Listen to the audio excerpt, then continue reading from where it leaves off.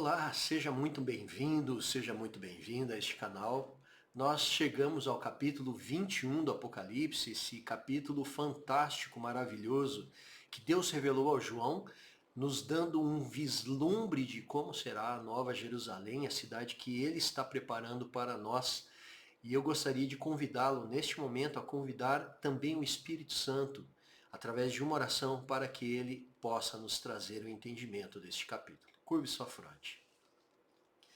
Querido Pai que estás nos céus, obrigado por mais uma vez nos dar a oportunidade de conhecer um pouco mais da Tua palavra, da Tua verdade e da promessa que fizeste que Tu criarás um novo céu, uma nova terra para nós. Que nós possamos estar com o coração aberto, com o coração contrito e ao mesmo tempo aceitando qual é a Tua verdade, qual é a Tua mensagem para nós neste dia.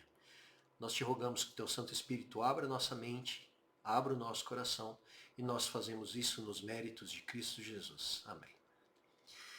Chegamos ao capítulo 21 do Apocalipse, este capítulo importante que nos traz aqui detalhes fantásticos, maravilhosos, que João, na sua visão, ele pôde ter um pequeno vislumbre de como será essa nova Jerusalém, essa cidade santa que Deus está preparando para nós. E eu convido então que você abra sua Bíblia no capítulo 21 agora do Apocalipse e vamos ver um pouquinho sobre este capítulo que tem como título O Novo Céu e a Nova Terra e também apresenta então a Nova Jerusalém, a cidade santa que Deus está preparando para nós. Quando nós chegamos ao capítulo 21, nós entendemos então que Deus agora vai estabelecer o seu eterno reino, o seu reino eterno, que vai durar para sempre. Então, vamos lá ao verso 1 do capítulo 21, que diz assim: Vi novo céu e nova terra, pois o primeiro céu e a primeira terra passaram, e o mar já não existe. Nós vemos aqui então Deus descrevendo que tanto esta terra que hoje existe, quanto o mar que nós temos, né, elas já não existirão. E aqui é possível entender que nesse momento, então, essa nova terra, essa nova Jerusalém, ela vai se tornar a capital de todo o universo, o centro, a metrópole de todo o universo. Olha que coisa fantástica. E segue dizendo, então, o mar já não existe. E eu pergunto, será que essa questão é um aspecto literal ou é simbólico? Será que nós não teremos realmente o mar aqui, o mar já não existe? Ou será que isso representa um simbolismo, talvez falando do mar, das separações? Lembre que na época de João, o mar representava um obstáculo praticamente intransponível, né, para você chegar de um continente a outro.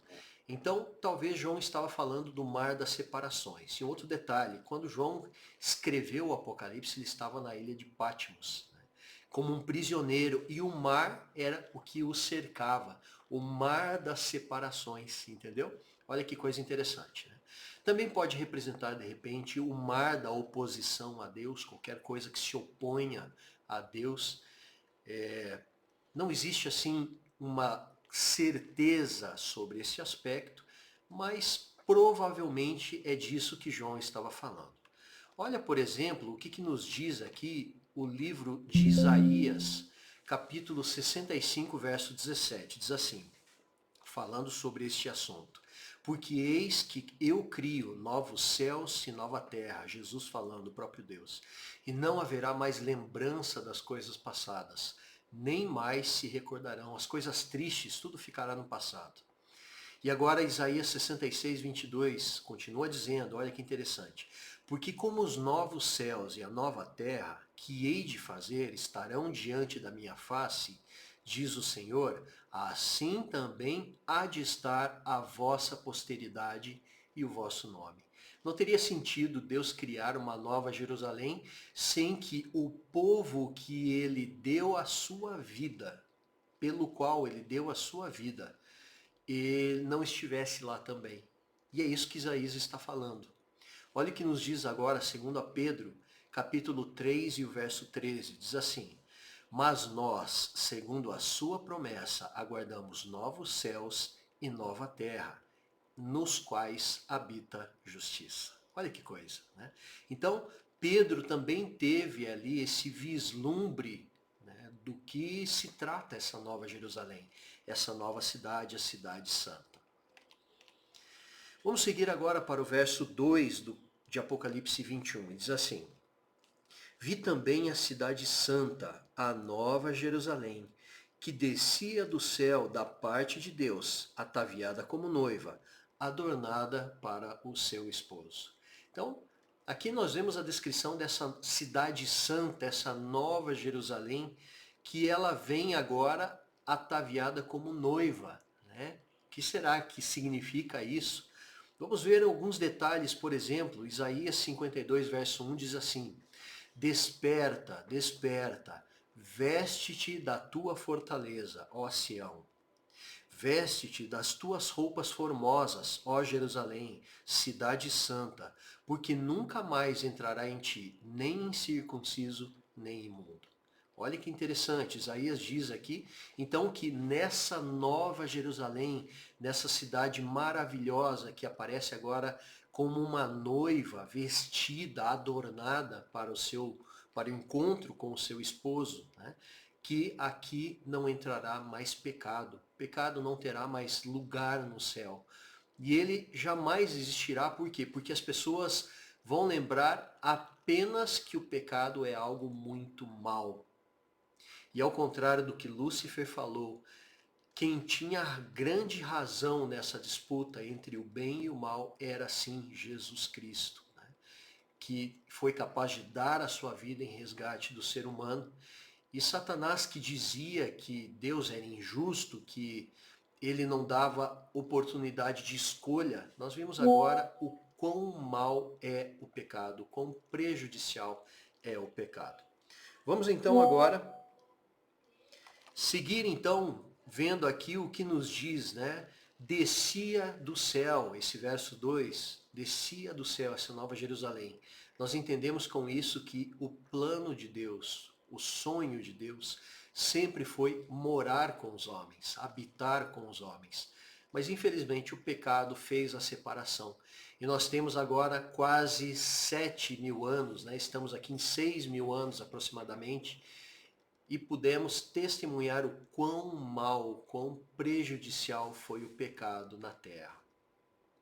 E aqui nós vemos nessa descrição do verso 2 também o cumprimento do que João, no seu evangelho, em João capítulo 14, nos versos de 1 a 3, nos descreve, diz assim: Não se turbe o vosso coração, credes em Deus, crede também em mim. Na casa de meu pai há muitas moradas. Se não fosse assim, eu vou-lo teria dito. Vou preparar-vos lugar. E quando eu for e vos preparar lugar, virei outra vez e vos levarei para mim mesmo, para que onde eu estiver, estejais vós também. Quem falou essas palavras? O próprio Jesus. Eu gostaria de fazer aqui um pequeno parêntese sobre esse aspecto. Alguns acreditam que os seus antepassados, quando eles forem para o céu, eles estarão lá no céu, e que os seus antepassados, então, construirão casas para eles. Mas aqui nós vemos Jesus falando que quem construirá alguma coisa vai ser Ele mesmo. Nós entendemos que todos passarão pelo julgamento, ninguém está no céu agora, não é isso que a palavra de Deus diz. Ao contrário do que muitos acreditam, infelizmente, né? A morte é comparada a um sono na Bíblia. Então, quando as pessoas morrem, o próximo abrir de olho que todos terão será para o juízo. É isso que a palavra de Deus nos afirma, né? E Jesus nos afirma que Ele vai preparar as nossas casas.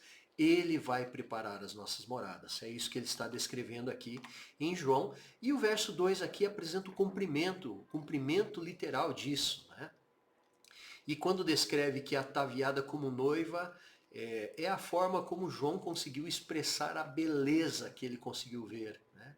Descendo uma cidade maravilhosa, mas com certeza uma visão míope sobre o que é realmente a beleza dessa cidade.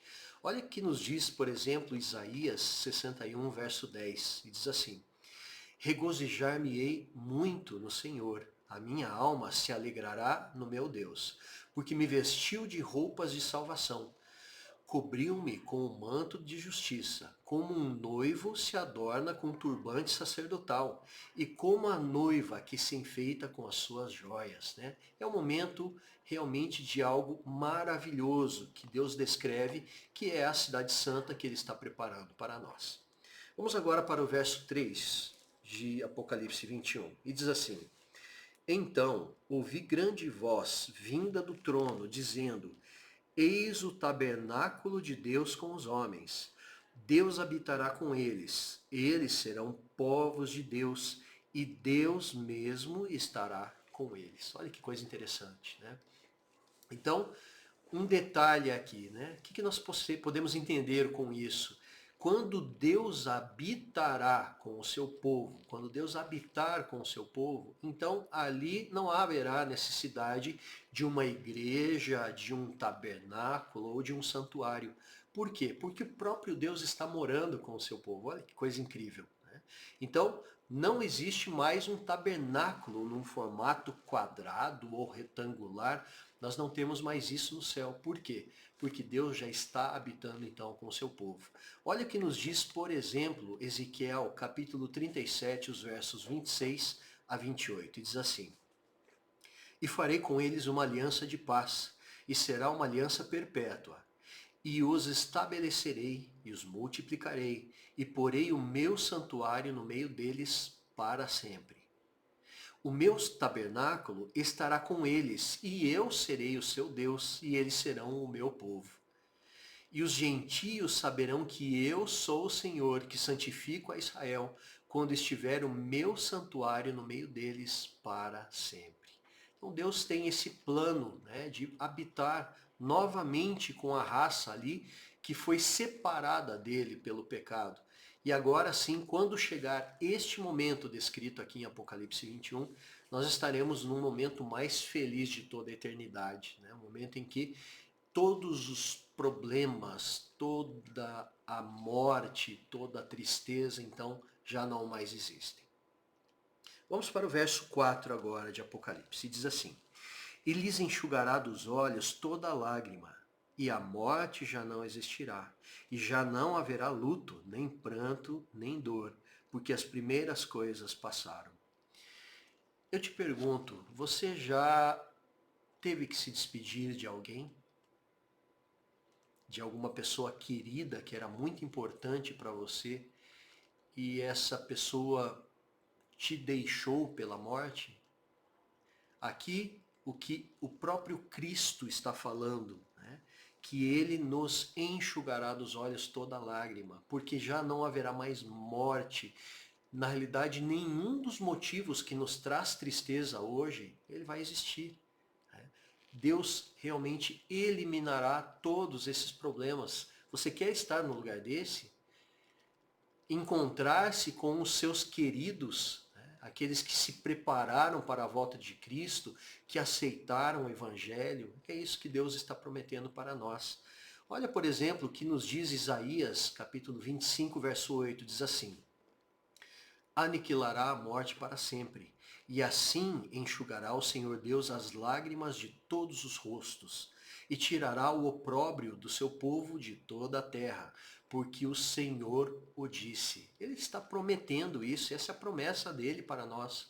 Então, não haverá mais choro, não haverá mais tristeza. Se você tiver que chorar, vai ser de alegria, isso eu te garanto, de encontrar com aquele que deu a sua vida por você. E diz ali que não haverá mais luto. Né? E colaborando agora com esta menção, nós vemos aqui em Isaías capítulo 65, verso 19, o seguinte, diz assim: e exultarei em Jerusalém, e me alegrarei no meu povo, e nunca mais se ouvirá nela voz de choro, nem voz de clamor. Não existe mais morte, não existe mais pranto, não existe mais dor. Deus tirará realmente tudo isso neste momento, né, para aqueles que realmente aceitarem o seu evangelho. Vamos para o verso 5 de Apocalipse agora. Diz assim: E aquele que está assentado no trono disse: Eis que faço novas todas as coisas. E acrescentou: Escreve, porque estas palavras são fiéis e verdadeiras. Quem está dando a certeza, assinando embaixo ali, é o próprio Criador. É Ele que está falando isso, né? Eis que faço novas todas as coisas. Deus fará tudo novo novamente. E ali diz que essas palavras são fiéis e verdadeiras. Deus não mente, Deus não falha. Ele vai cumprir literalmente esta promessa que ele fez para nós. Vamos ao verso 6 agora, e diz assim: Disse-me ainda, tudo está feito. Eu sou o Alfa e o Ômega, o princípio e o fim. Eu, a quem tem sede, darei de graça da fonte da água da vida. É ele falando, tudo está feito. E agora, diferente daquele tudo está feito, está consumado que ele falou na cruz, agora é um momento em que todo o processo judicial que teve início lá no Éden, quando, antes da criação, quando Satanás acusou a Jesus, né? Então agora nós temos todo esse processo então finalizado. Por quê? Porque todo mal, Satanás, seus anjos e aqueles que aceitaram se colocar ao lado do inimigo, todos estarão agora já mortos, foram lançados no lago de fogo. O que sobra é apenas uma lembrança. É isso que a palavra de Deus nos diz, né? Então, agora nós vemos que tudo é feito novo, e essa é uma promessa do próprio Deus. Quando nós vamos então para o verso 6, nós vemos ali: eu sou o Alfa e o Ômega, né? O Alfa e o Ômega. Alfa, aquele que estava na eternidade antes da existência do ser humano, antes da existência do pecado. Quando ele fala o ômega, o princípio e o fim, não significa que isso terá fim, mas sim que é a eternidade antes do pecado e a eternidade após o pecado. É disso que está falando, né? E aí nós vemos então, está cumprido, tudo está feito. E ali fala sobre fonte de água, fonte da água. Olha o que nos diz, por exemplo, Isaías, capítulo 55, verso 1, diz assim: Ó vós, todos os que tendes sede, vinde às águas. E os que não tendes dinheiro, vinde, comprai e comei. Sim, vinde, comprai, sem dinheiro e sem preço, vinho e leite. Aqui é uma forma bela de se expressar a graça de Deus, né? Não é o teu dinheiro que compra a graça de Deus, é o que Jesus fez na cruz do Calvário. É isso que ele está te oferecendo de forma gratuita, é isso que ele nos promete.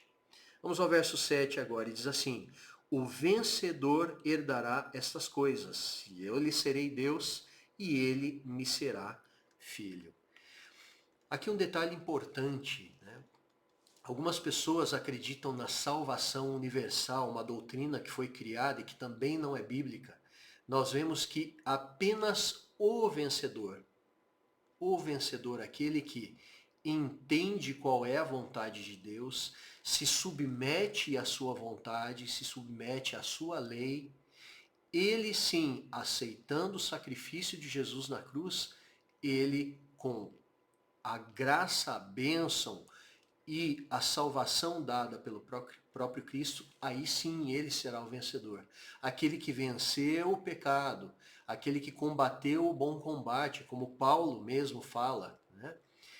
E aí a promessa é: eu lhe serei Deus. Olha o que nos diz, por exemplo, 2 Samuel capítulo 7, verso 14, diz assim: E lhe serei por pai, e ele me será por filho.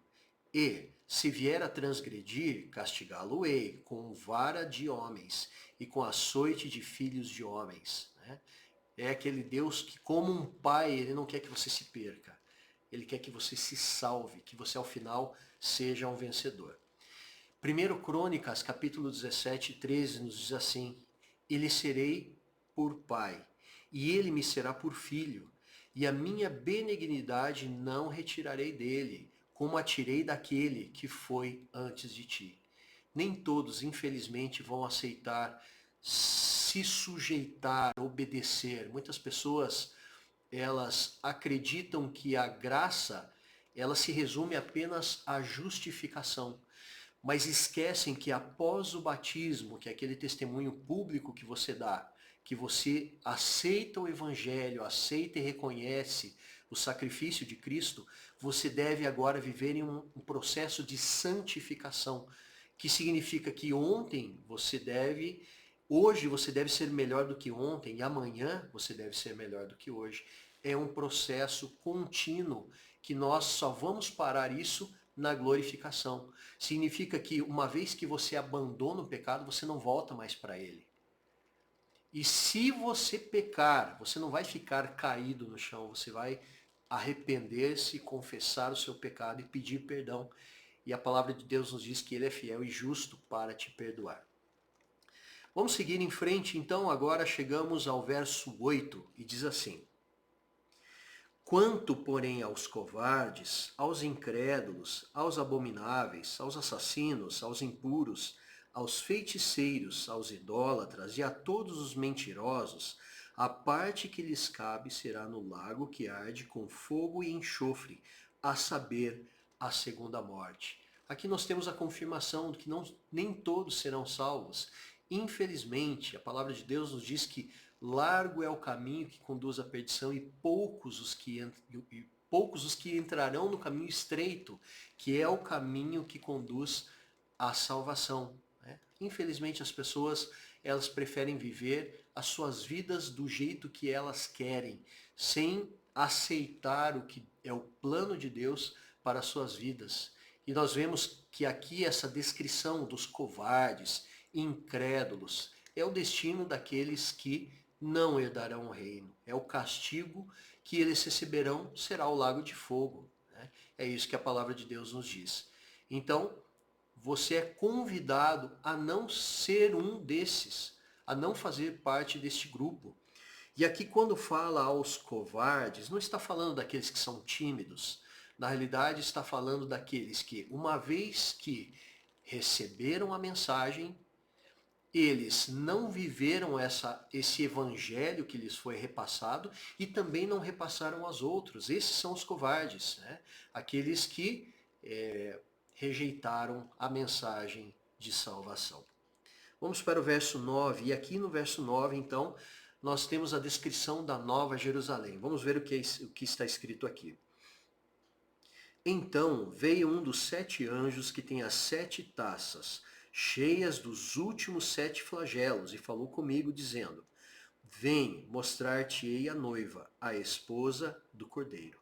Nós já estudamos sobre este anjo que tinha as taças, né? Que tinha ali os flagelos de Deus, e agora este anjo já não tem mais flagelo. Agora o que ele tem é um convite para mostrar essa nova cidade, a nova Jerusalém que Deus preparou para o seu povo. Quando fala noiva, então aqui nós vemos tanto uma referência à Nova Jerusalém, mas também ao seu povo, né? Uma vez que a mulher do Apocalipse é a representação clara da igreja de Deus, do remanescente, daquele povo fiel, que continua fiel à palavra de Deus, que não se curvou a tradições humanas, não se curvou a leis adulteradas, que foram adulteradas pelo homem, né? Então, que obedecem à palavra de Deus verdadeiramente, em espírito e em verdade, não a falsa, a verdadeira, né? Então, essa é a representação daqueles que estarão ceando as bodas do Cordeiro, aquele momento maravilhoso, então, que os salvos já estão ali seguros na Nova Jerusalém, na Cidade Santa.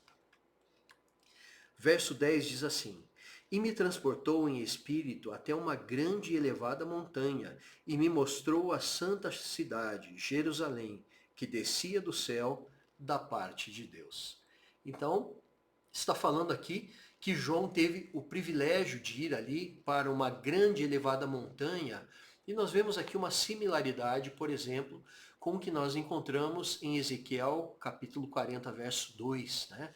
Então, profeta sendo levado para uma alta montanha para ter uma visão panorâmica de tudo que está sendo apresentado ali. E esse verso 10 diz assim, da parte de Deus. Né? Então aqui nós vemos a vontade de Deus se cumprindo. É o novo Éden, o Éden restaurado, então, que está sendo aqui descrito para João. Né? João teve esse privilégio de visualizar isso. O verso 11 diz assim, a qual tem a glória de Deus. O seu fulgor era semelhante a uma pedra preciosíssima, como pedra de jaspe cristalino. Então aqui nós vemos João usando uma descrição humana para algo indescritível, né? Uma coisa maravilhosa. Então ele fala ali da pedra de jaspe, que talvez era algo parecido, né? Semelhante com o que ele conhecia, é a forma como ele apresentou. Lembrando que a pedra de jaspe é uma pedra que varia da tonalidade de branco ao vermelho. Né? Então é a forma que João conseguiu ali descrever essa visão que ele estava recebendo. Vamos para o verso 12, diz assim, tinha grande e alta muralha, falando dessa cidade, né? 12 portas e junto às portas 12 anjos, e sobre elas nomes inscritos, que são os nomes das 12 tribos dos filhos de Israel. Olha que interessante. Então, o que existe ali? Existe a cidade, existe uma muralha que cerca essa cidade, mas essa muralha ela tem 12 portas. E cada uma dessas portas agora aparece descrito que o nome é o nome de uma das tribos de Israel. Olha que interessante, né? Então, essa simbologia do número 12, né, que é muito utilizado no Apocalipse, aqui está descrevendo, então, neste contexto, cada porta recebendo um dos nomes das tribos ali de Israel. E ali diz que existem 12 anjos. Será que esses anjos são os vigias? Será que existe alguma ameaça nesse momento para a Nova Jerusalém? Na realidade, não. Nós já entendemos que tudo já passou. Nós estamos falando de um momento, então, que todo o universo é convidado para visitar essa capital do universo, a Nova Jerusalém. O verso 13 diz assim, 3 portas se achavam a leste, 3 ao norte, 3 ao sul e 3 ao oeste. Né? Alguns usam oriente, ocidente, algumas versões. Mas veja, segundo a própria Bíblia, quais são os nomes que vão aparecer nessas portas? Né? Nós vemos que elas estão divididas entre os 4 pontos cardeais. Então, quais serão os nomes dessas portas? Vamos ver o que a palavra de Deus nos diz. As portas do leste, elas receberão os nomes das tribos de Judá, Benjamim e Dan. As portas do norte receberão os nomes de Ruben, Judá e Levi. As portas do sul receberão o nome Simeão, Issacar e Zebulon. E as portas do oeste, Gade, Azer e Naftali. E aí você pode perguntar, mas de onde você está tirando isso? A palavra de Deus nos diz. Ezequiel capítulo 48, os versos 30 até 34. Olha o que diz lá, confirmando o que eu li para você. E essas são as saídas da cidade. Desde o lado norte, 4.500 canas por medida. Né? Uma medida aqui que o profeta Ezequiel está falando da Nova Jerusalém. Diz assim, e as portas da cidade serão conforme os nomes das tribos de Israel. 3 portas para o norte, a porta de Ruben, a porta de Judá, a porta de Levi. Do lado oriental, 4.500 canas e 3 portas, a saber, a porta de José, uma, a porta de Benjamim, outra, e a porta de Dan, outra. E do lado sul, 4.500 canas por medida e 3 portas. A porta de Simeão, uma. A porta de Issacar, outra. A porta de Zebulon, outra. E o verso 34. Do outro lado ocidental, 4.500 canas e as suas 3 portas. A porta de Gade, uma. A porta de Azer, outra. E a porta de Naftali, outra. Então, nós vemos a própria Bíblia nos explicando aqui, através do profeta Ezequiel, quais serão as portas e quais nomes estarão lá. né? Se nós tivermos o privilégio, nós vamos poder confirmar isso.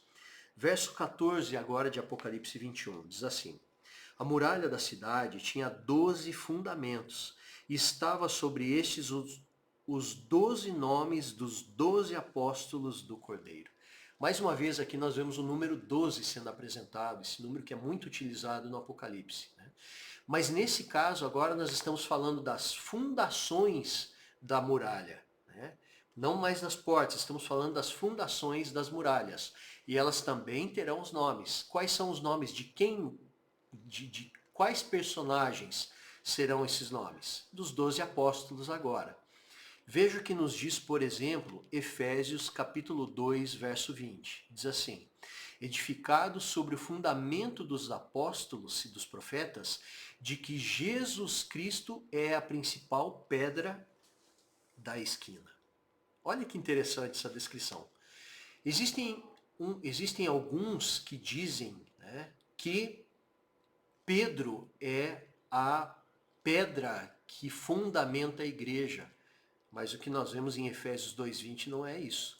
O que nós vemos dizendo é que Jesus Cristo é a principal pedra da esquina. Ele é a pedra angular. Os apóstolos, eles apenas auxiliaram nesse processo. E como uma forma de reconhecimento, então, agora eles terão então seus nomes escritos nos fundamentos das muralhas. Isso eternamente. Imagina que privilégio. Que coisa maravilhosa, né? Ter o seu nome. E aqui nós vemos a descrição desses profetas ou desses apóstolos aqui, então, descritos em alguns capítulos da Bíblia, você pode anotar aí, Mateus 10, de 2 a 4, Marcos 3, de 16 a 19 e também Lucas capítulo 6, versos 13 a 16. Vamos seguir para o verso 15 agora. E diz assim: aquele que falava comigo tinha por medida uma vara de ouro para medir a cidade e as suas portas e a sua muralha. Então aqui nós vemos algo muito parecido com o que aconteceu, por exemplo, com o profeta Ezequiel. Quando você vai para Ezequiel capítulo 40, verso 3, foi algo muito parecido com o que aconteceu com ele também. Olha lá o que diz. Diz assim: e havendo-me levado ali, eis que um homem, cuja aparência era como a do bronze, tendo um cordel de linho na sua mão e uma cana de medir, e estava em pé na porta. Olha só, Ezequiel também teve uma visão muito similar aqui, né, ao que João teve neste exemplo aqui. E ele estava ali para fazer a medição, né? Então, qual é o tamanho da cidade santa, da Nova Jerusalém?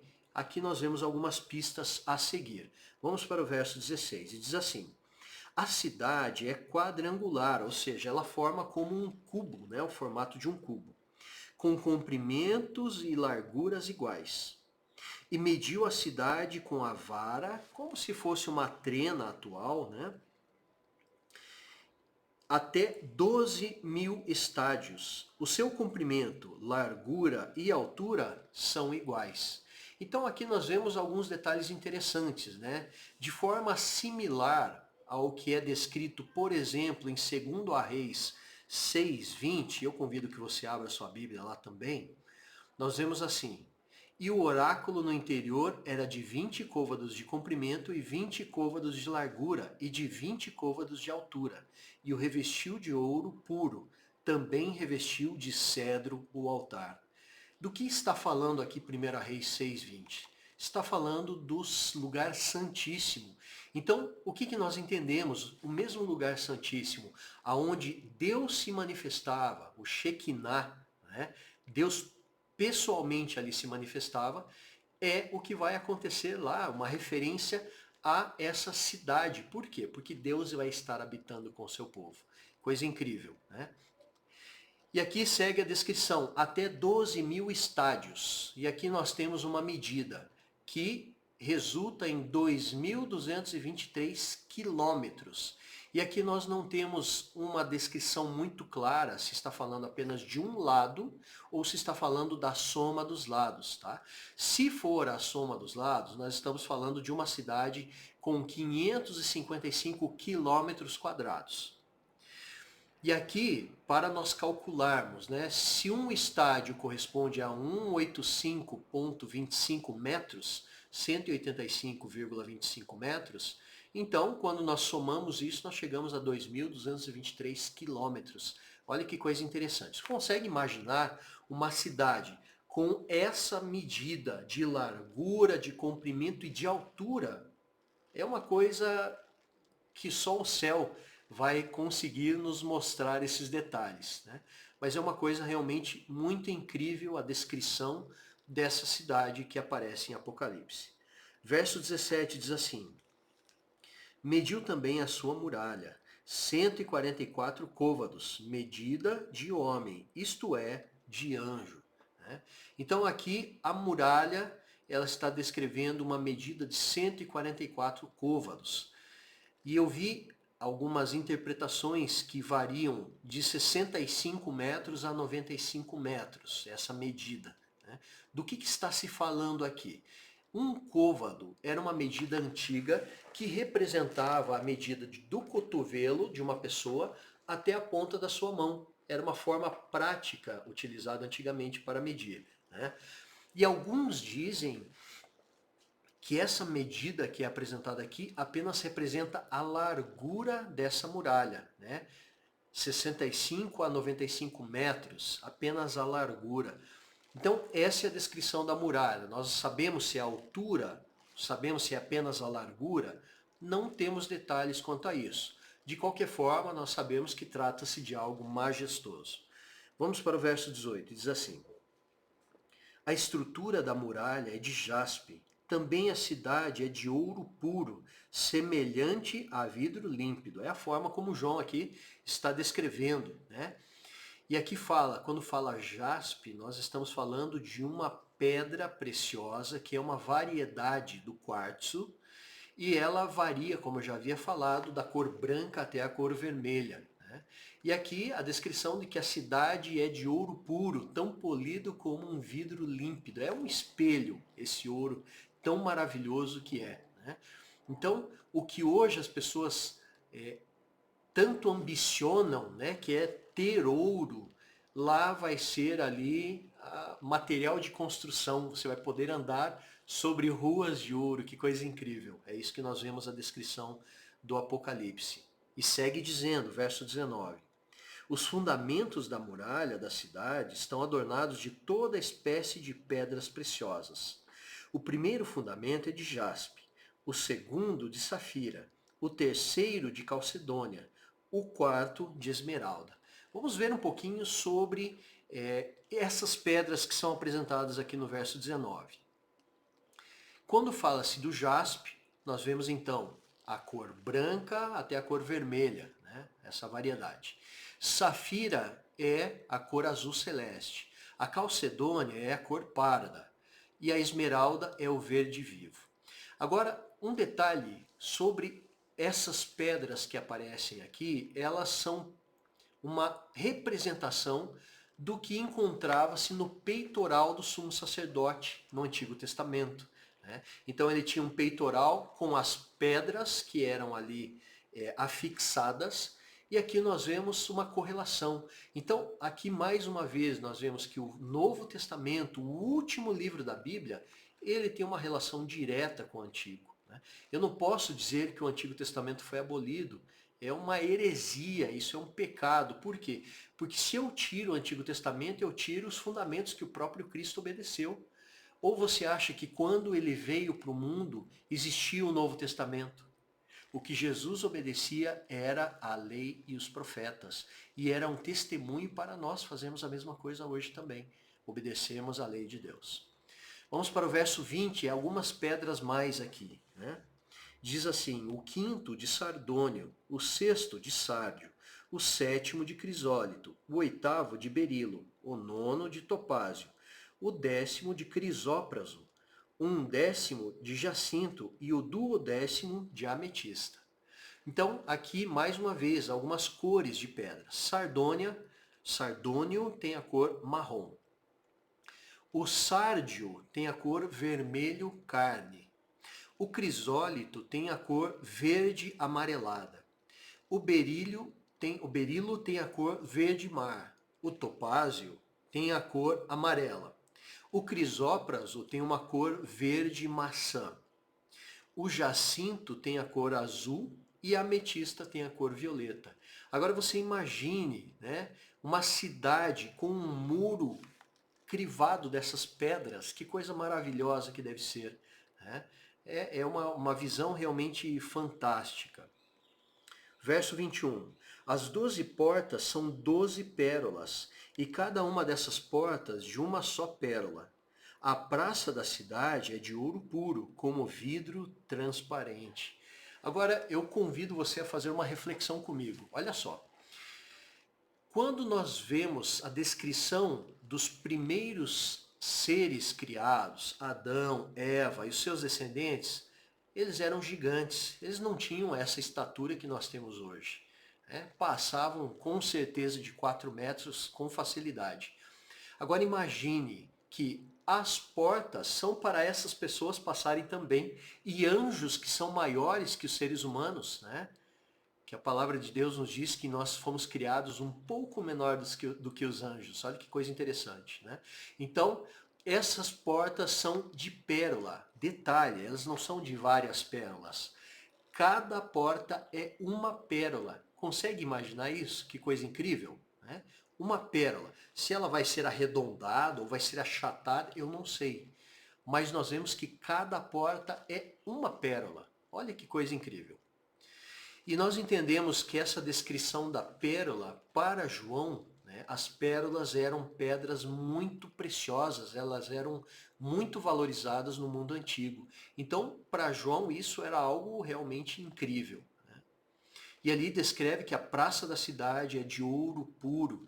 E olha aqui algo semelhante que nós encontramos, por exemplo, no Antigo Testamento, Isaías 54, versos 11 e 12. Diz assim: Tu, oprimida, arrojada com a tormenta e desconsolada, eis que eu assentarei as tuas pedras com todo o ornamento e te fundarei sobre as safiras. Verso 12. E farei os teus vitrais de rubis e as tuas portas de carbúnculos e todos os teus termos de pedras aprazíveis. E olha o que nos diz aqui também, 1 Reis, capítulo 6, verso 30, diz assim: também revestiu de ouro o soalho da casa por dentro e por fora. Então, é isso, né? Está falando de uma cidade incrível, com uma beleza que olho nenhum consegue imaginar. Mente humana não consegue imaginar. Segue o verso 22, diz assim: nela não vi santuário, porque o seu santuário é o Senhor, o Deus Todo-Poderoso, e o Cordeiro. Olha que interessante, nós estamos falando da Nova Jerusalém, e a Bíblia nos retrata que hoje Cristo está no sacerdócio, no santuário celestial. Ele está trabalhando tanto como sacerdote como sumo sacerdote. E isso nós vemos várias descrições, em especial no Novo Testamento, né? Paulo fala sobre isso. E aqui nós vemos que na Nova Jerusalém, depois que tudo estiver consumado, né? Todos já estiverem separados, os salvos vivendo em segurança na Nova Jerusalém, então já não havia mais a necessidade de santuário. Por quê? Porque foi um processo que Jesus criou, Jesus, Deus Pai, Deus Espírito Santo, criaram como uma forma de sobrevivência da humanidade. Sabe por quê? Porque a palavra de Deus era clara.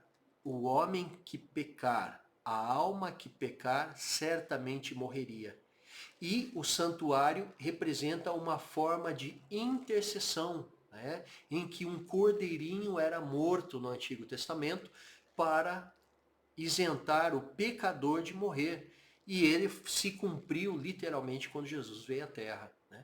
Então, agora nessa nova Jerusalém já não há mais santuário. Por quê? Porque Deus habita com o seu povo. Que coisa incrível. Verso 23 diz assim: a cidade não precisa nem de sol, nem da lua, para lhe darem claridade, pois a glória de Deus a iluminou, e o Cordeiro é a sua lâmpada. E veja aqui que não está falando que não existirá mais sol, está falando que não existe a necessidade de um sol para trazer o calor, para trazer a luz. Por quê? Porque o próprio brilho de Deus aqui é suficiente para iluminar, né? A glória de Deus, de Jesus e do Espírito Santo também. Nós vemos aqui uma menção em Isaías capítulo 60, versos 19 e 20. Nunca mais te servirá o sol para a luz do dia, nem com o seu resplendor a lua te iluminará. Mas o Senhor será a tua luz perpétua, e o teu Deus a tua glória. Nunca mais se porá o teu sol, nem a tua lua minguará, porque o Senhor será a tua luz perpétua, e os dias do teu luto findarão. Olha que promessa maravilhosa, né? Então, não existe mais a necessidade de brilho de sol, de lua ou de estrelas, né? Por quê? Porque Deus mesmo trará a luz para essa nova cidade. Vamos ler agora os versos de 24 a 26, e diz assim: As nações andarão mediante a sua luz, e os reis da terra lhe trazem a sua glória. As suas portas nunca jamais se fecharão de dia, porque nela não haverá noite. Exatamente como Isaías fala. E lhe trarão a glória e a honra das nações. Né? E aqui está falando que essas portas não se fecham. Por quê? Porque é a metrópole. Todo o universo poderá visitar ali a casa de Deus com os homens. Que coisa incrível, né? Nós somos convidados a morar com Deus nessa cidade maravilhosa. E ali já não existem mais ameaças. Então as portas podem ficar abertas. Por quê? Porque existe segurança. E os anjos vão estar ali para dar as boas-vindas àquele que quiser entrar. Que coisa incrível. E ali segue dizendo, né, glória e honra das nações. E aqui também, mais uma vez, similaridade com o que nós encontramos em Isaías, capítulo 60 e o verso 11. E diz assim: E as tuas portas estarão abertas de contínuo, nem de dia nem de noite se fecharão, para que tragam a ti as riquezas dos gentios, e conduzidos com elas os seus reis. Então, é ali o momento em que o universo poderá visitar, né? Visitar então essa cidade santa. E agora o último verso deste capítulo, verso 27, diz assim: Nela nunca jamais penetrará coisa alguma contaminada, nem o que pratica abominação e mentira, mas somente os inscritos no livro da vida do Cordeiro. Então, aqui está descrito, né, que o pecado já não mais entrará lá. E existirá apenas a lembrança de que o mal, o pecado, foi algo terrível, que fez com que Deus se tornasse homem e eternamente tivesse cicatrizes nas suas mãos. Você consegue imaginar isso? Um Deus que abriu mão de ser o Todo-Poderoso, o Criador, para ter eternamente marcas que ele vai carregar por amor a mim e a você. Deus nos faz esse convite. Jesus nos faz esse convite. Ele fez o possível e continua fazendo o possível pela nossa salvação. Mas ele continua batendo a porta. E essa porta é só você que pode abrir. E se você abrir, ele promete que entrará e vai cear com você. Este é o convite de Deus. E agora você tem uma opção. Você quer estar nessa cidade vivendo eternamente? Ou continuar fazendo os seus próprios caminhos, escolhendo os seus próprios caminhos, obedecendo os seus próprios desejos? Ou você prefere obedecer à vontade de Deus e eternamente estar junto com Deus na Nova Jerusalém? Este é o convite que Deus nos faz. Que Deus o abençoe. Nós teremos no próximo encontro, nosso último estudo, e você é convidado, então, a participar conosco no nosso próximo encontro. Deus te abençoe e até o nosso próximo encontro. Tchau.